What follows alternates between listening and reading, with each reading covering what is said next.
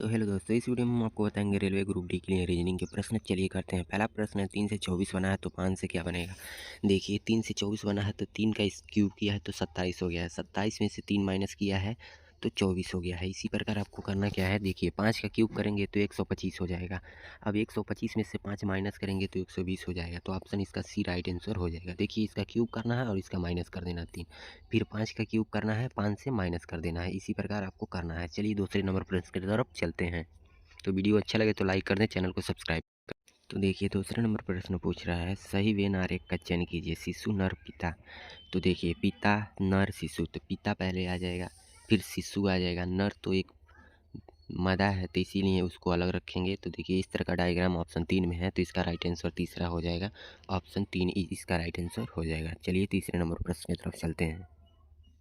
देखिए तीसरे नंबर प्रश्न में पूछ रहा है, एक निश्चित कूट भाषा में ब्रोक को 84 के रूप में कुटवित किया जाता है तो डैंस को 108 के रूप में कुटवित किया जाता है। तो उस भाषा में इक्वल को किस प्रकार कुटबुंद किया जाएगा।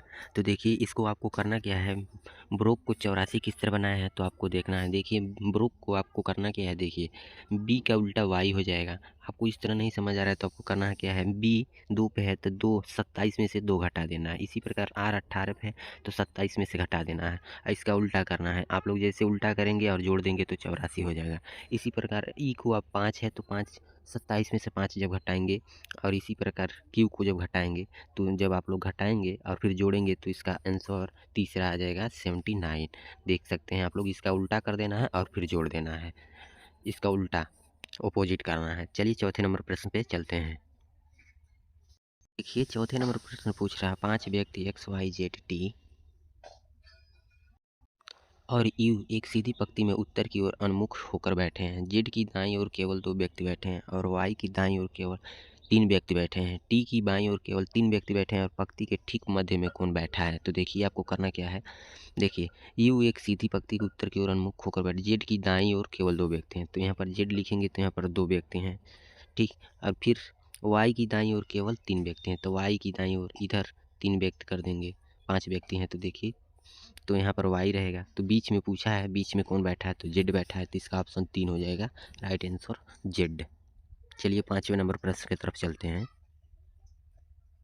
देखिए 5वां नंबर प्रश्न पूछ रहा है, उस विकल्प का चयन कीजिए जो 5वीं संख्या से उसी प्रकार संबंधित है जिस प्रकार दूसरी संख्या पहली संख्या से संबंधित है और चौथी संख्या तीसरी संख्या से संबंधित है। देखिए 14 से 85, 20 से 121 तो 11 से क्या। आप लोग देखिए 14 का गुणा किया है 6 में, आप लोग देख सकते हैं 14 का गुणा किया है 6 में तो 84 हुआ है और 1 प्लस कर दिया है तो 85 हो गया। इसी प्रकार आपको करना क्या है, 11 में गुणा जब 6 के करेंगे तो 66 होगा, 11 छके 66 और प्लस 1 करेंगे तो 67 हो जाएगा। तो 66 तो इसका 67 फोर आंसर हो जाएगा, राइट आंसर। चलिए 6वें नंबर प्रश्न की तरफ चलते हैं।